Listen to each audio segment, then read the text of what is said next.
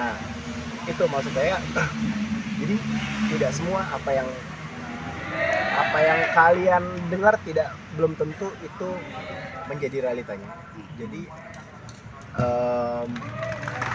jadi cukuplah berkomentar yang sehat-sehat aja gitu. Karena walaupun kita public figure, bukan berarti kita dihalalkan untuk dihujat. Karena bagaimanapun kami juga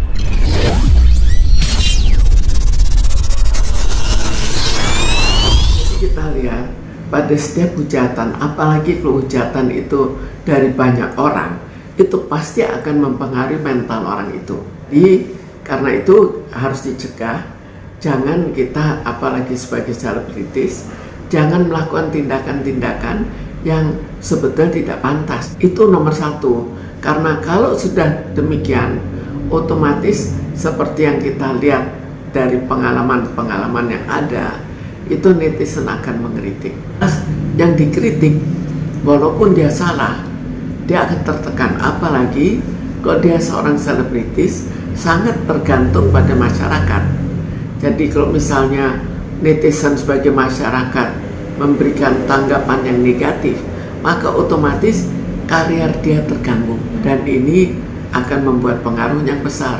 Selain kariernya terganggu, mentalnya pun juga terganggu. Memang kita lihat masing-masing berbeda.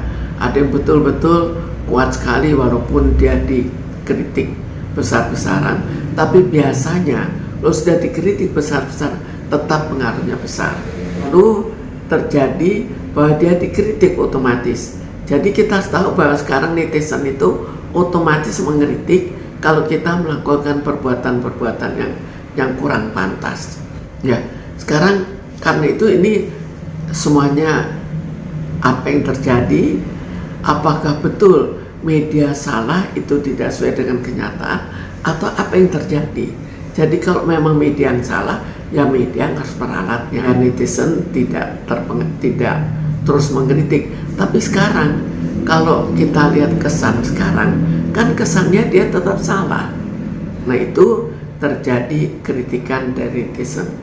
Akhirnya dia menjadi stres, dan stres itu pada seorang yang kepribadian kurang matang, maka dia otomatis akan lebih stres lagi. Ya itu masalah netizen ya. Nah, akhirnya apakah betul akan berubah? Apakah hanya berubah sementara?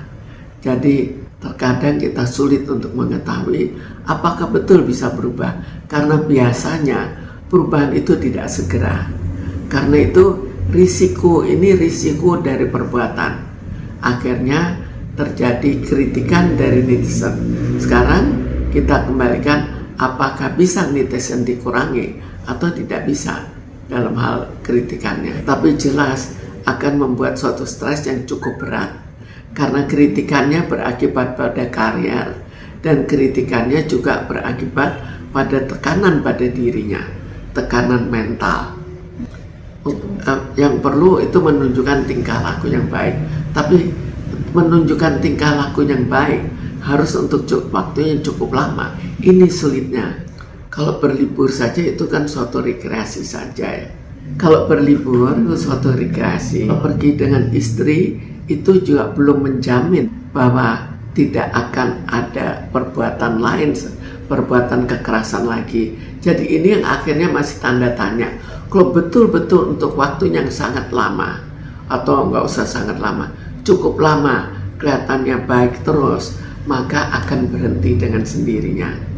Tapi apakah stresnya berhenti juga? Itu yang agak sulit karena sudah menyangkut masalah karier.